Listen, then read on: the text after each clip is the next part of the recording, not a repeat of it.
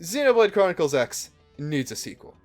It's been said plenty of times by plenty of people, including those that are far more qualified to talk about this than even me, but that does not make it any less true. There are a lot of reasons people are so rabid for an X2, but among them, and among the people saying X2 better be the new Xenoblade game they're working on, is because, first, Xenoblade 2 already happened, so it feels like it's the X continuity's turn to get its next game, and also because X needs a follow-up far more than the original and now than Xenoblade 2 did. Those games ended conclusively and had pretty much everything wrapped up. Neither of them really said the end at the end of the game, but they got pretty much to where you'd put that and, put the stopper on the story and stuff. X, on the other hand, has a cliffhanger for a post-credit scene, plenty of unsolved mysteries and unanswered questions throughout, and ends literally with the text, "This story never truly ends," so, there better be a follow-up at some point. Since this isn't a Xenogears or Xenosaga situation where the developers were straight up cut off from making more games in the series, a sequel is not only actually possible, and likely, but a massive chunk of the community is praying that the new Xenoblade project Monolith is working on is another X game. Today, I'm just going to talk about some of the unsolved mysteries the first game left hanging that a sequel will need to follow up on in order to satisfy fans. This won't be a comprehensive list since Mira is a big place and I'm pretty forgetful, just like Finch, so feel free to bring up ones I don't talk about in the comments. Also, there will be spoilers for X and a couple out-of-context ones for Xenoblade 2 that won't really spoil anything unless you're a fan of previous Xeno games and have not yet played 2. First off, what is Mira to begin with? This is kind of the big one, and once we get an explanation for this, it will probably explain a lot of other things, not only in this video, but other ones down the line. Now that the Xeno multiverse is confirmed to still be alive and kicking, it's likely going to be retconned to be tied into the Zohar somehow, even if that wasn't the original intent when making the first X. The common theories are that Mira is a bunch of different things, be it purgatory, a simulation, or some kind of universal failsafe to protect endangered races from going extinct, and there are things that can be construed as supporting evidence for all of these and more, but there is nothing concrete.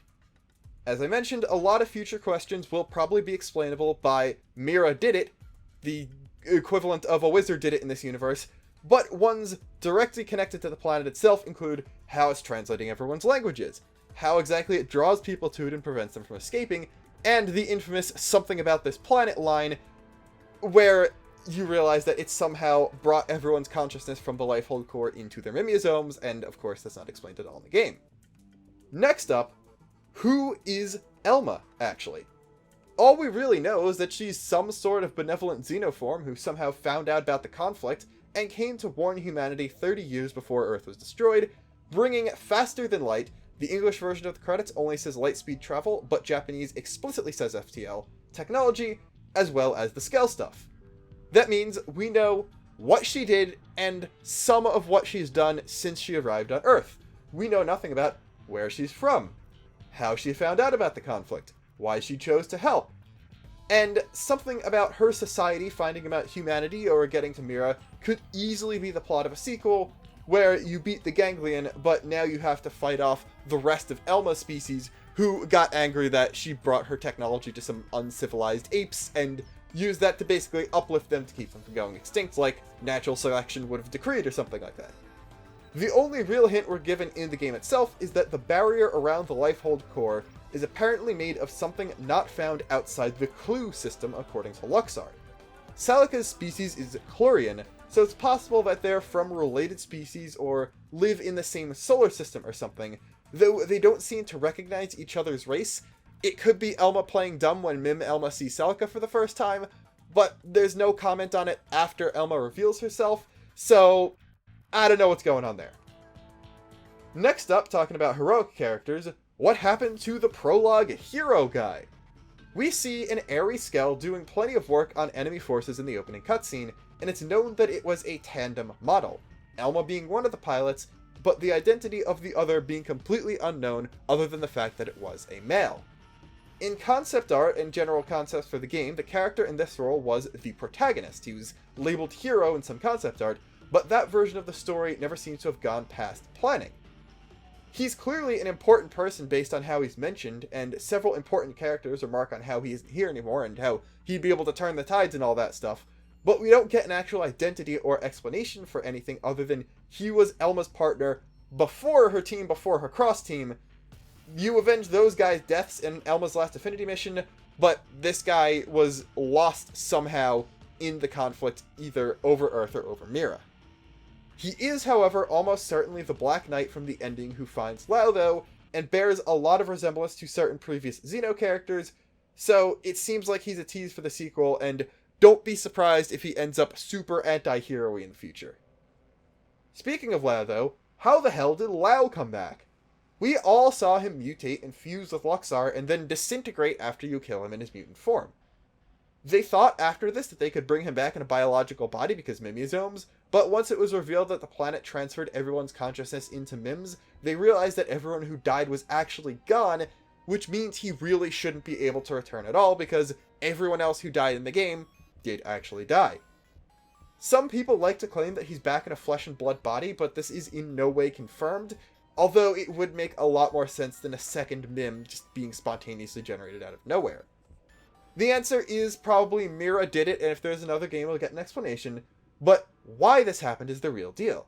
It was already able to put everyone from the Lifehold computer into their mims, so it can clearly move consciousnesses, and it has access to the core's ability to generate organic life, so it's reasonably possible for whatever force is at play to just make a new body and put Lao's mind into it, but there's no reason to do it unless it was to allow him to redeem himself further, or because Mira has some plans for Lao and the Black Knight or something that's not yet known. Equally worrying, though, is the possibility that Luxar is back too, but that's a lot less likely, because Luxar was actually dissolved by the human DNA in the Lifehold core, whereas Lao was just killed as opposed to obliterated. That probably doesn't mean actual difference in the real world, but in fiction, that tends to be a distinction you legitimately need to make sometimes. Speaking of Luxar stuff, though, who is the Great One and what happened to the Vita? We know that the Great One is a member of either the Ganglion or the Greater Samara Federation and Luxar's boss, but no other details save for the fact that they're apparently the only one who can use the full power of the Vita. We can see the Vita also fighting in the opening cutscene, and it kicks just about as much ass as the original Ares did, and is explicitly mentioned to be far more powerful than it is when you actually fight it getting piloted by Luxar. It's very likely that the Great One didn't make it to Mira since Luxar is in charge here, but they could somehow get trapped there in a future game. The Vita is referred to as the Great One's vessel, so it's possible that they just got tired after that fight and need to be reawakened or something, and Ganglion remnants reviving this person could be a plot of a sequel as well, but what do I know about that? The Vita itself may or may not have survived since it's last seen sinking with Luxar into the core, and it's not necessarily biological material, so it wouldn't be Ganglion DNA, so it probably wouldn't have been dissolved by the human DNA, so it could just be sunk there in the bottom of the core, and a future plot point would again be Ganglion breaking into it to get the Vita out or something. So we don't really know if the Vita itself can come back, but the Great One does still remain a mystery. It would kind of be blueballing fans to be teased with the full power of the Vita in the intro, and then you only fight it at far less than that with a much more incompetent pilot. But then again, this wouldn't be the first time the Xeno series did something like this, so anything is possible. Speaking of Samar, though, who are the Sumerians and how did they become humanity? It's said that they arrived from another dimension, possibly another Xeno universe, at the beginning of time for this one, and spread their influence across the universe, even creating the original Ganglion and the Zarubagan as servants, but how their influence and knowledge faded, leaving humans on Earth with the exact same history as our own until the 2020s and no recollection of their past is completely unknown.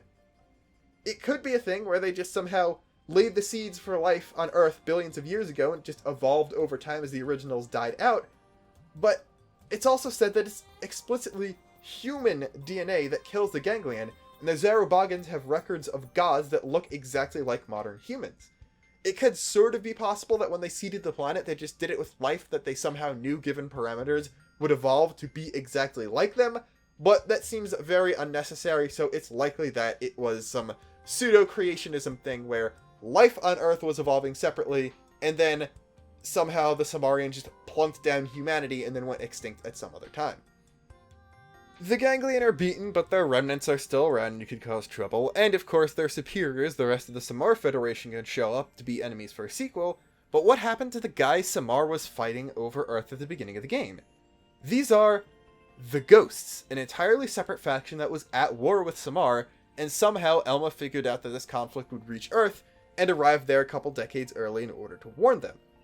We know nothing about the Ghosts based on just what the game tells us, but the art book, and surprisingly the lyrics of Black Tar, the battle theme, explain a little bit more about the Ghosts themselves and what it's like to fight them. The only thing is, we don't really know how canon this material is anymore, because this stuff was for an earlier version of the game and an earlier version of the story, in which the Ghosts were actually intended to play a much bigger role than they do in this game. Here, we see nothing from the Ghosts after the White Whale crashes on Mira, but originally they were supposedly supposed to be fought more often or stuff like that. Details are very fuzzy on all that stuff.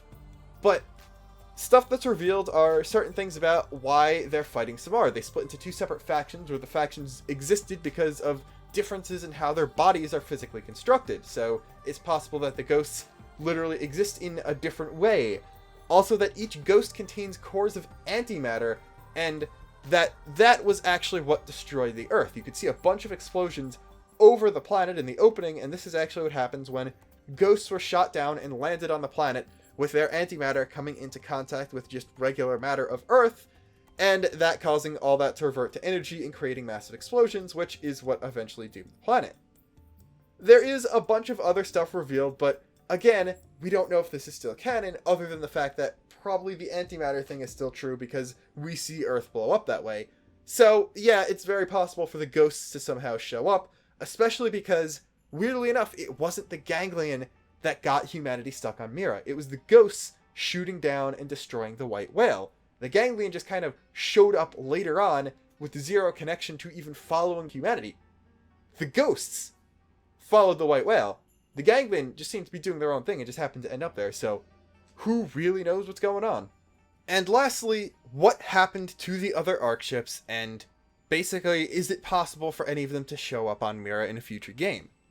We know, as a fact, that several Ark ships did get destroyed. It's mentioned by a bunch of different people, so that's not a big deal.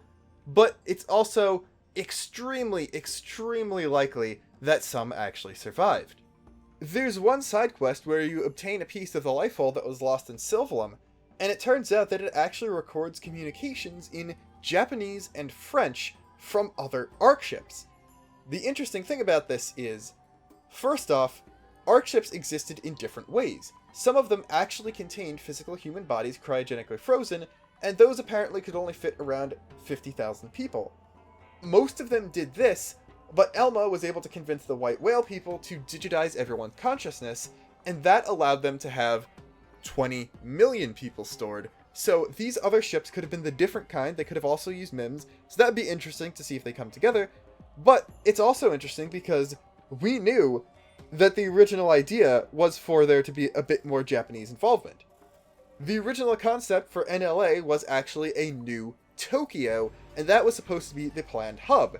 Again, I've mentioned this before, you can also see multiple cities on a concept piece of Mira, which implies that possibly other cities did end up in different parts of the planet. So it's very, very possible that just based on that one quest, we will be able to find out a little bit more about the other ships, whether or not they made it out, whether or not there are any survivors, and all of that good stuff. And it would be really interesting to see different cultures made from different kinds of ships and how they adapted to survive on the same planet, and then seeing them come together for human versus human conflict, even though everyone's stranded on an alien world, and the aliens are far more dangerous than humans could ever be. And lastly, what the actual literal hell are J-bodies? Because this is quite possibly the most confusing thing in the game, because the rest of it is lore, world building, outside humanity stuff, but this is a secret project Blade itself is undertaking right under the noses of all the other characters, even the ones who seem to be big higher ups in Blade, and even if they know, like you could play as Nagi and he doesn't tell you anything about this. So, this is very confusing. Yelv is very confusing in general. The fact that Cross might actually be a J-body in some way because they have no memories. The fact that everyone could be J-bodies or something. what's the difference between a J-body and a mimeosome? Is it just an AI thing where it's an AI in a mimeosome's body? There are so many things that could go from there, and I can't even begin to describe all the speculation, but my crackpot idea is that J-bodies are somehow trying to house consciousnesses from other universes into mimeosomes in this one, and that the next game is going to end up with them being able to literally remake Cosmos in the X universe. So, that's not gonna happen, but it would be cool if it did.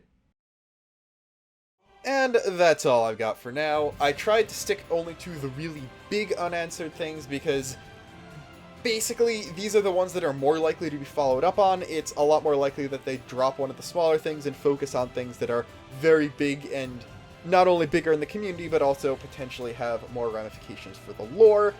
But as I said, leave any other things you think about in the comments, though. How Professor B works entirely is one, as well as the old civilizations of Mira prior to Nopon, what happened to the rest of L's people. These are all potential things that you could speculate about and that the sequel probably should talk about in some degree. But yeah, the next video is probably also going to be an X-related one, because I'm going to talk about bleeds in X and bleeds in 2. I sort of did this before, but it's a bit of a different thing. And then we're going to get back into the D&D thing, because I had to skip last month because I was busy. But yeah, till next time, this is Luxon, signing off.